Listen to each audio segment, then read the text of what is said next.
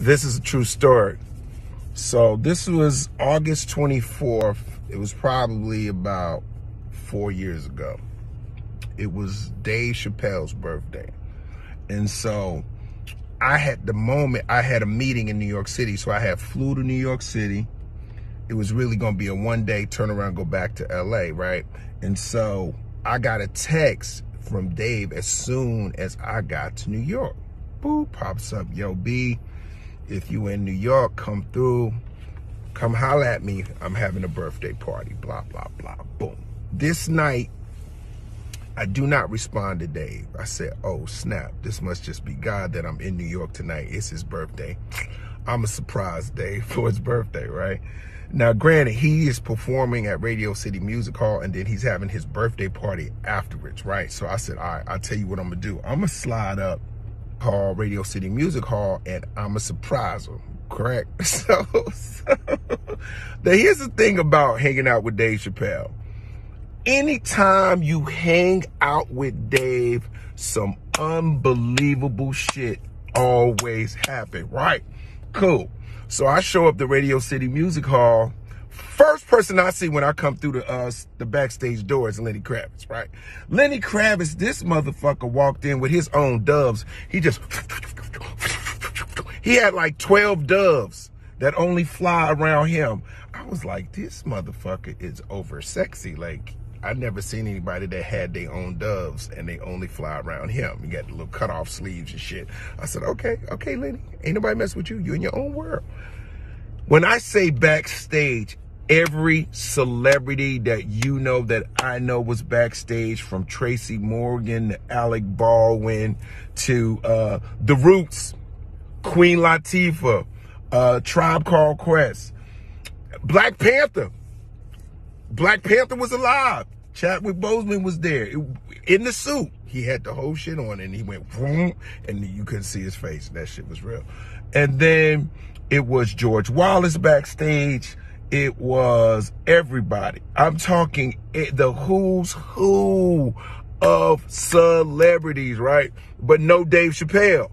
Dave is nowhere to be found.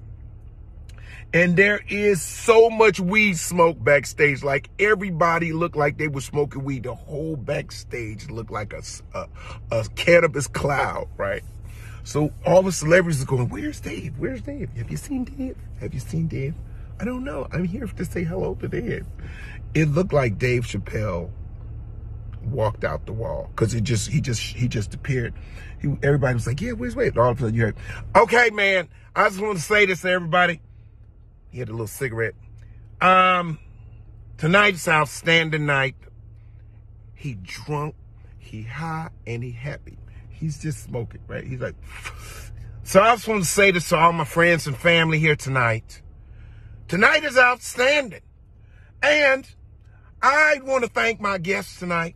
I want to thank Tribe Called Quest, The Roots. And I have my friends here that I want to do something really special tonight. Jerry Seinfeld's in the house. I said, oh, shit, Jerry.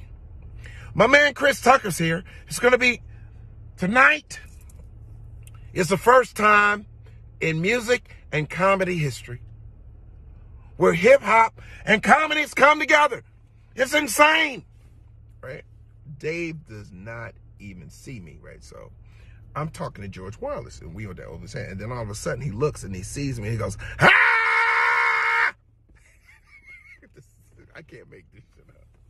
Dave walks over to me. He's like, Bill, man, I appreciate you being here, baby. This is like old times, man. Tonight's outstanding.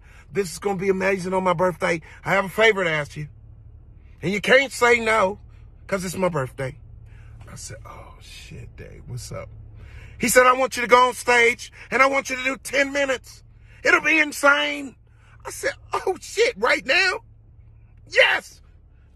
Jerry's going on stage. Chris is going to do some time, man. And I'm going to introduce you. You can't get out of it. Let's go.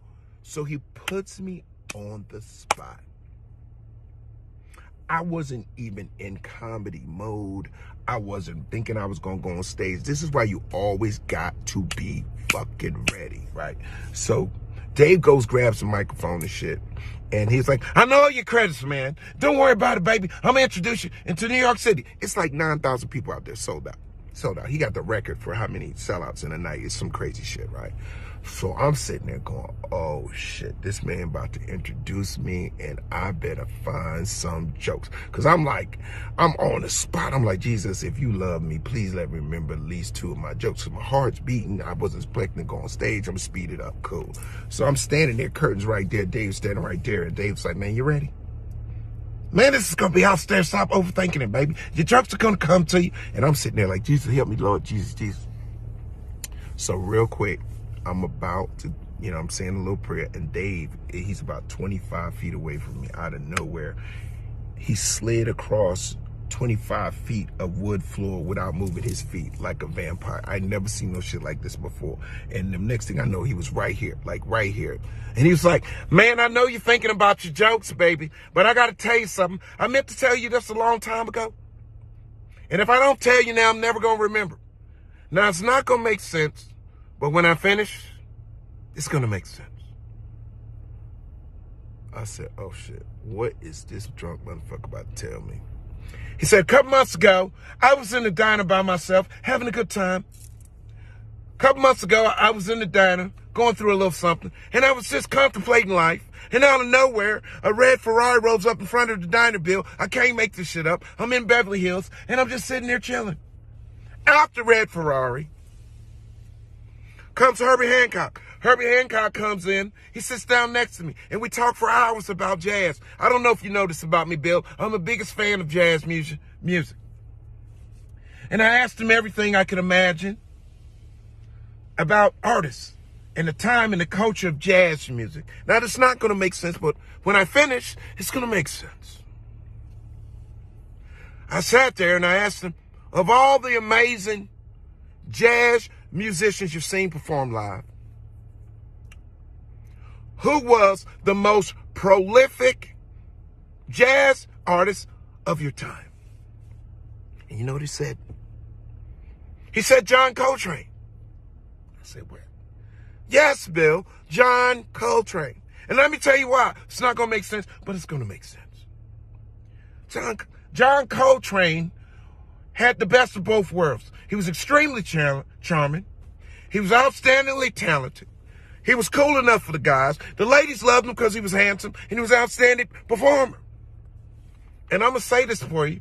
Before you go on stage from 9,000 people, in my lifetime, you're John Coltrane. I'm like, what?